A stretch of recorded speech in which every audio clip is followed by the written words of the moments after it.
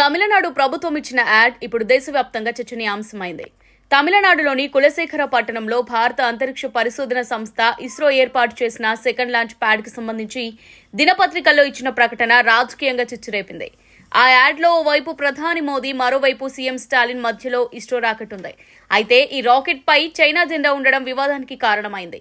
తమిళనాడు పశు సంరక్షణ శాఖ మంత్రి అనితా రాధాకృష్ణ వ్యక్తిగతంగా ఇచ్చిన ఈ యాడ్ లో సుదీర్ఘ కాలంగా పెండింగ్ లో ఉన్న ప్రాజెక్టులను డీఎంకే ప్రభుత్వం ఎలా పూర్తి చేస్తున్నది చెప్పుకొచ్చారు. ఇదంతా బాగానే ఉన్నా ఇస్రో రాకెట్ పై చైనా జెండా ఉండడాన్ని గుర్తించిన బీజేపీ డీఎంకే ప్రభుత్వంపై తీవ్రస్థాయిలో విరుచుకుపడింది.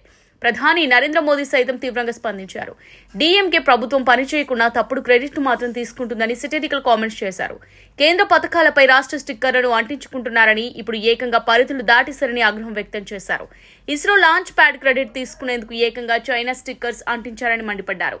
అంతరిక్ష రంగంలో భారత ప్రగతిని అంగీకరించేందుకు డీఎంకే వారికి మనసు ఒప్పదని, భారత అంతరిక్ష విజయాలను ప్రపంచానికి అందించాలని వారు కోరుకోరని ఏకిపారేశారు. మన శాస్త్రవేత్తలను, అంతరిక్ష రంగాన్ని దారుణంగా అవమానించారని ప్రధాని ఆగ్రహం వ్యక్తం చేశారు. చేసిన తప్పులకు డీఎంకేను శిక్షించాల్సిందేనన్నారు. అయితే ఈ ఇష్యూ తూత్తుకుడి నియోజకవర్గంలోనిది కావడంతో అక్కడి ఎంపీ కనిమొళి స్పందించారు. తన పార్టీని సమర్థించుకునే ప్రయత్నం చేశారు. ఆ యాడ్లో పార్టీ తప్పేం లేదని, అది ఆర్ట్ వర్క్ డిజైనర్ పొరపాటన్నారు. ఆ వార్తకు ప్రాధాన్యం అక్కర్లేదని కొట్టిపారేశారు. ఏది ఏమైనా శత్రుదేశం జెండాను ప్రతిష్టాత్మకమైన ఇస్రో రాకెట్ పై వేయడం వివాదం మరింత ముదిరేలా కనిపిస్తోంది.